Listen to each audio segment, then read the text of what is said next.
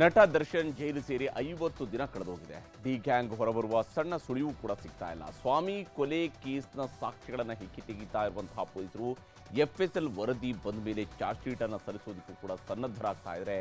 ಮತ್ತೊಂದು ಕಡೆಯಲ್ಲಿ ನಟ ಚಿಕ್ಕಣ್ಣನ ಹೇಳಿಕೆಯನ್ನು ಕೂಡ ಸಾಕ್ಷ್ಯವಾಗಿ ಪರಿಗಣಿಸಿದ್ದಾರೆ ಮತ್ತು ಈ ಸಾಕ್ಷಿಯು ಕೂಡ ಪ್ರಮುಖವಾಗಿ ಪರಿಗಣಿಸಲಾಗಿದೆ. ಅದರ ಬಗೆಗಿನ ಒಂದು ವರದಿಯನ್ನು ನಿಮಗೆ ತೋರಿಸ್ತೀನಿ. ವಾಪಿ ಸಮುದ್ರ ಹೊಕ್ಕರು ಮೊಣಕಾಲುದ್ದ ನೀರು ಅನ್ನುವ ಗಾದೆ ಮಾತು ದರ್ಶನ್ಗೆ ಸರಿಯಾಗಿ ಸೂಟ್ ಆಗ್ತಾ ಇದೆ. ಯಾಕಂದ್ರೆ ದರ್ಶನ್ಗೆ ದೇವರು ಕೈ ಹಿಡಿತಾ ಇಲ್ಲ. ಕೋರ್ಟ್ ಅಂಗಳದಲ್ಲೂ ಗುಡ್ ನ್ಯೂಸ್ ಸಿಗುವಂತ ಸುಳಿವು ಸಿಗ್ತಾ ಇಲ್ಲ. ನಿದ್ದೆಯಲ್ಲೂ ಕಾಡ್ತಾ ಇರುವಂತ ಪೊಲೀಸರು ಕಾಟೇರನಿಗೆ ಕಂಟಕವಾಗಿದ್ದಾರೆ. ಪೊಲೀಸರು ಚಾರ್ಜ್ ಶೀಟ್ ಸಲ್ಲಿಸೋದಕ್ಕೆ ರೆಡಿ ಆಗ್ತಾ ಇದ್ದಂತೆ ದರ್ಶನ್ ನೆತ್ತಿ ಮೇಲೆ 19 ಮಹತ್ವದ ಸಾಕ್ಷ್ಯಗಳು ತೂಗುಗತಿಯಾಗಿ ನೇತಾಡೋದಕ್ಕೆ ಶುರುವಾಗಿದೆ.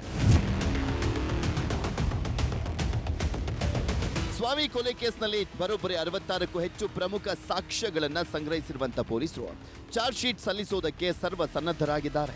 ಆದರೆ 19 ಸಾಕ್ಷಿಗಳು ಮಾತ್ರ ದರ್ಶನ್ ಪಾಲಿಗೆ ಉರುಳಾಗಿ ಕಾಡುವಂತ ಸಾಧ್ಯತೆ ಇದೆ. ಹಾಗಾದ್ರೆ ಆ 19 ಸಾಕ್ಷಿಗಳು ಯಾವುವು ಅಂತ ನೋಡೋದಾದ್ರೆ,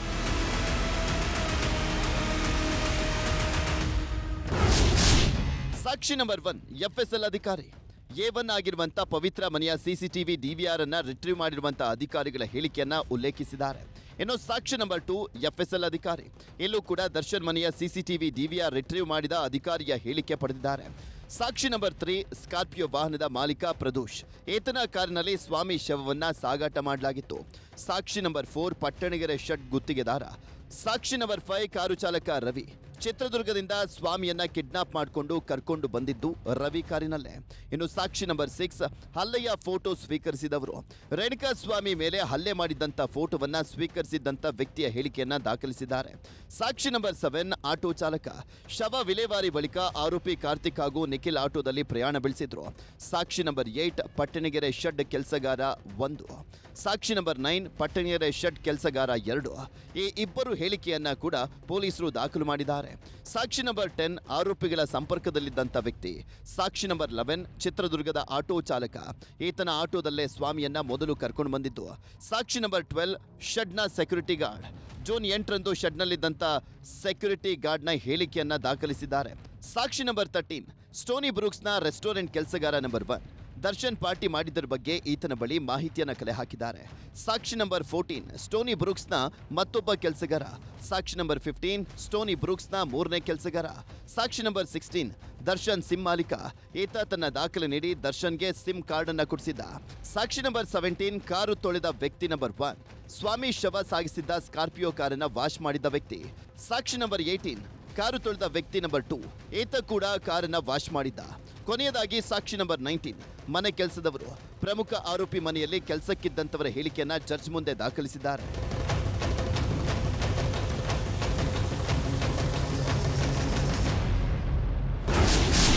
ಇನ್ನೊಂದು ತಿಂಗಳಲ್ಲಿ ಚಾರ್ಜ್ ಶೀಟ್ ಫೈನಲ್.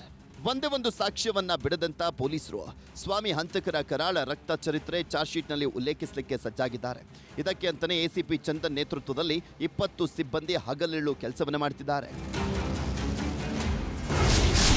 ಶೆಡ್ ಸುತ್ತಮುತ್ತಲಿನ CCTV ಫುಟೇಜ್, ಕಿಡ್ನಾಪ್ ಮಾಡಿದ್ದ ಜೊತೆಗೆ ಶವ ಸಾಗಣೆ ಮಾಡಿದಂಥ ಎಲ್ಲ CCTV ದೃಶ್ಯವನ್ನ ಚಾರ್ಜ್ ಶೀಟ್ನಲ್ಲಿ ಉಲ್ಲೇಖ ಮಾಡಲಾಗಿದೆ. ಇನ್ನು ಶೆಡ್ನಲ್ಲಿ ಪತ್ತೆಯಾದಂಥ ಬ್ಲಡ್ ಸ್ಯಾಂಪಲ್ಸ್ ವರದಿಯನ್ನ ಚಾರ್ಜ್ ಶೀಟ್ನಲ್ಲಿ ಸೇರಿಸಲಿದ್ದು ದರ್ಶನ್ ಬಟ್ಟೆ ಮೇಲಿನ ರಕ್ತದ ಕಲೆಯನ್ನ ಮಹತ್ವದ ಸಾಕ್ಷ್ಯ ಮಾಡಿಕೊಳ್ಳಲಿದ್ದಾರೆ. ಹಾಗೆಯೇ ಸ್ವಾಮಿ ಮರಣೋತ್ತರ ಪರೀಕ್ಷೆಯ ರಿಪೋರ್ಟ್ ಜೊತೆಗೆ ಎಲ್ಲ 17 ಆರೋಪಿಗಳ ಮೊಬೈಲ್ ಅನ್ನ ರಿಟ್ರೀವ್ ಮಾಹಿತಿಯೂ ಕೂಡ ಚಾರ್ಜ್ ಶೀಟ್ನಲ್ಲಿರಲಿದೆ. ಇನ್ನು ದರ್ಶನ್ ಪವಿತ್ರ ಮನೆಯ CCTV ರಿಪೋರ್ಟ್ ಹಾಗೂ 17 ಆರೋಪಿಗಳು ಬಳಸಿದ್ದಂಥ ವಾಹನ, ಆರೋಪಿಗಳ ಮೊಬೈಲ್ ಟವರ್ ಲೊಕೇಶನ್ ಸೇರಿದಂತೆ ಮಹಜರು ಮಾಡಿದ ಸ್ಥಳಗಳ ಸಂಪೂರ್ಣ ವರದಿಯನ್ನ ದೋಷಾರೋಪ ಪಟ್ಟಿಯಲ್ಲಿ ಉಲ್ಲೇಖಿಸುವಂತ ಸಾಧ್ಯತೆ ಇದೆ.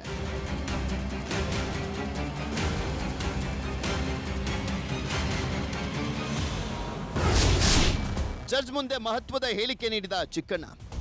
ಸ್ವಾಮಿ ಕೊಲೆ ಕೇಸ್ನಲ್ಲಿ ನಟ ಚಿಕ್ಕಣ್ಣ ಭಾಗಿಯಾಗದೇ ಇದ್ರೂ ಕೂಡ ದರ್ಶನ್ ಜೊತೆ ಪಾರ್ಟಿಯನ್ನ ಮಾಡಿದ್ರು. ಹೀಗಾಗಿ CRPC 164 ಅಡಿಯಲ್ಲಿ ಚಿಕ್ಕಣ್ಣ ಹೇಳಿಕೆಯನ್ನ ಜಡ್ಜ್ ಮುಂದೆ ದಾಖಲಿಸಿದ್ದಾರೆ.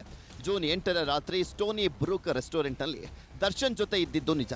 ಆಗ ನಮ್ಮ ಜೊತೆ ವಿನಯ್ ಪ್ರದೋಷ್ ಸಹ ಇದ್ರು. ನಾವೆಲ್ಲ ಊಟ ಮಾಡುವಾಗ ದರ್ಶನ್ಗೆ ಫೋನ್ ಬಂತು. ಆಗ ದರ್ಶನ್ ಸ್ವಲ್ಪ ಟೆನ್ಷನ್ ಆದಂತೆ ಇತ್ತು. ದರ್ಶನ್ ತಕ್ಷಣ ಎದ್ದು ಹೋದ್ರು. ಶೆಡ್ನಲ್ಲಿ ಏನಾಯಿತು ಅನ್ನೋದು ನನಗೆ ಗೊತ್ತಿಲ್ಲ ಅಂತ ಹೇಳಿದ್ದಾರೆ. ಜೈಲೂಟಕ್ಕೆ ದಿನೇ ದಿನೇ ಹೊಂದ್ಕೊಳ್ತಿದ್ದಾರೆ ದಾಸ. ಮನೆಯೂಟಕ್ಕಾಗಿ ಎಷ್ಟೇ ಕಾಡಿ ಬೇಡಿದ್ರೂ ಕೂಡ ಬಿರಿಯಾನಿ ಭಾಗ್ಯ ಸಿಗುವ ಹಾಗೆ ಕಾಣ್ತಾ ಇಲ್ಲ. ಕೋರ್ಟ್ ಅಂಗಳದಲ್ಲೂ ಬಿಸಿ ನೀರೇ ಗತಿ ಅನ್ನುವಂಥ ಸುಳಿವು ಸಿಕ್ಕಂತೆ ಕಾಣ್ತಾ ಇದೆ. ಹೀಗಾಗಿನೇ ಜೈಲೂಟಕ್ಕೆ ದರ್ಶನ್ ದಿನೇ ದಿನೇ ಹೊಂದಿಕೊಳ್ತಾ ಇದ್ದಾರಂತೆ. ಒಟ್ನಲ್ಲಿ ಸ್ವಾಮಿ ಕೊಲೆ ಕೇಸ್ನ ತನಿಖೆ ತಾರ್ಕಿಕ ಅಂತ್ಯ ಕಾಣುವ ಹಂತಕ್ಕೆ ಬಂದಿದ್ದು ಚಾರ್ಜ್ ಶೀಟ್ ನಡುಕ ಹುಟ್ಟಿಸಿರುವುದಂತೂ ಸುಳ್ಳಲ್ಲ. Manjunath, crime bureau, news 18 Bengaluru. ಕನ್ನಡಿಗರ ನೆಚ್ಚಿನ ನ್ಯೂಸ್ 18 ಕನ್ನಡ ಈಗ ವಾಟ್ಸ್ಆಪ್ನಲ್ಲೂ ಲಭ್ಯ. ಕರ್ನಾಟಕ, ದೇಶ ವಿದೇಶಗಳ 360 ಡಿಗ್ರಿ ಸುದ್ದಿಯ ವಿವರಗಳನ್ನ ನಿಮ್ಮ ಕೈ ಬೆರಳುಗಳಲ್ಲೇ ಪಡಿಲಿಕ್ಕೆ ಈ QR ಕೋಡ್ ಅನ್ನ ಸ್ಕ್ಯಾನ್ ಮಾಡಿ ನಮ್ಮ ಚಾನಲ್ ಫಾಲೋ ಮಾಡಿ, ನೋಟಿಫಿಕೇಶನ್ ಆನ್ ಮಾಡಿ.